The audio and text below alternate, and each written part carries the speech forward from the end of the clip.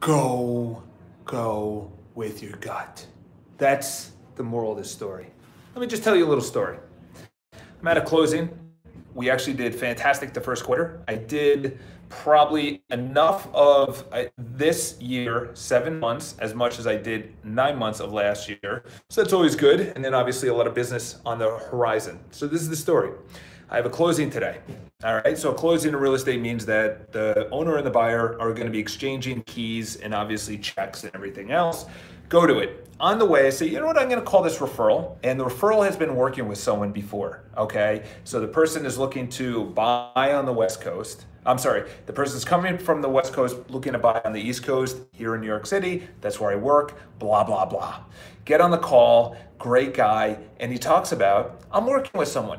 I like the person. I say, well, you know, do you like the person or are they a professional? Because liking a person doesn't mean they're actually a professional. So we get into it, it's about 40 minutes. I needed to do something in the closing. So I'm outside the closing, handling a solution that needed to happen in the closing while convincing this guy to work with me. Not the best time to make a referral call, my bad, silly on my part. Leave the phone call, kind of like a 7.5 on the how did it go scale. So I leave the closing, yay, big check, oh my God, deposit it. And I'm like, okay, where's the next deal? In my gut, I said, I had a call with this buyer, Silicon Valley, cash buyer, wealthy, buying in New York City, coming in next week, wants to make an offer. And he asked, are you going to be available for the 5 days that I'm there? And I said, I actually have a bike race on Sunday. I'm going to give you a colleague. Stupid idea on my part. And obviously in retrospect, it's easy to say stupid idea. But when it's actually happening, I said, honestly, this is what I have going on. Phone call, and I'm back in my office. It's 6:24. And I say, you know what? Fuck this. My gut doesn't feel right.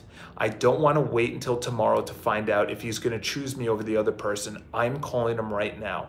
Call him up. Hey, Sergio, we just talked a couple of hours ago. I'm going to let you know that I'm actually canceling that bike race and I'm not going back to Long Island. I'm actually going to be working with you for the 5 days. He says, that actually means a lot to me. And that kind of bumps you up to a better relationship than, or a better conversation than what we had before.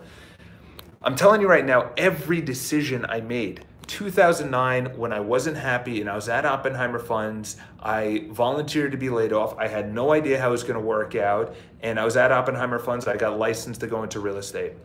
It was the worst time to get into real estate. Nobody had, 8 million people didn't have jobs. 3.5 million people or 2.5 million people were in foreclosure. No one was actually buying or lending or selling. And I decided to get into real estate. I went with my gut. I wasn't happy. When I was at a small firm downtown in Manhattan, I was actually licensed as a real estate agent. I wasn't happy because I wasn't doing sales. I was just doing rentals at this small firm. My gut said, I need to move to a bigger firm. Nobody wanted to hire me. By the way, my brother, when I went from Oppenheimer Funds to getting licensed, said, who did you talk to before doing this? So he was against it. I went from a small firm to a big firm. I door knocked all these firms. Finally, one of them actually hired me. And I said, listen, I'm going to do sales. 6 months in, he said, listen, you haven't done any sales. 6 months into this big firm, you haven't done any sales. To keep your desk, you have to do $185,000 in business. I said, holy shit, I've never made $185,000 in my life. And you want me to make that in 6 months? Okay, my gut said, so I left the office. And at that moment, every single person is going to ask themselves one question, and that is this right for me? Is this right for me? Is this relationship? Is this job? Is this company? Is this body? Is this anything right for me? There will be one question, okay? And I implore you to not logically think about this. I don't want you to even think about this as something that, maybe if I do a pros and cons like Benjamin Franklin. No, you want to go with your gut, okay? Then when I was actually deciding, I don't actually like this brokerage anymore, I'm considering actually going out on my own and doing my own thing. Guess who was against that? My sister, my family, my friends, my parents. But my gut said, if I don't do this, I'm going to regret it, okay? Those are massive decisions. okay, that I made. And the reason I bring those up as opposed to today is because today's decision, just a small thing of instead of following up with him tomorrow, I'm saying I'm gonna call you right now at 6:30. I'm supposed to be running on the West Side Bike Path for my triathlon, but I'm gonna call you because my gut is telling me that that is the right thing to do.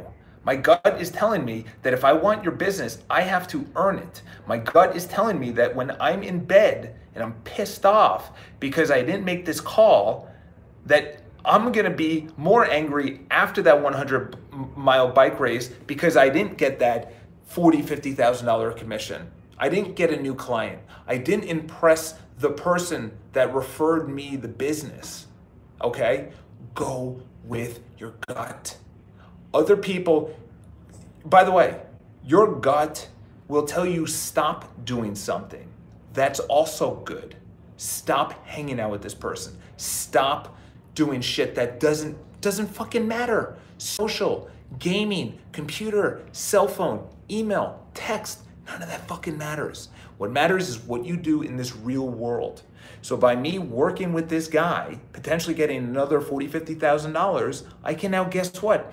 Maybe hire someone, maybe bring on better content, maybe get better cameras, something, doesn't matter. But it's these little micro decisions of going with your gut when you don't feel like doing something and saying, I need to call this guy back and convince him. So I implore you to move further into your gut and away from the logical and move into the area, this is the last thing I'll leave you with. Emotionally, we are emotional creatures, okay? We have human tendencies to go with the crowd. We have human tendencies to go with what everyone else is going with. But the problem is, that's not you. That's not you.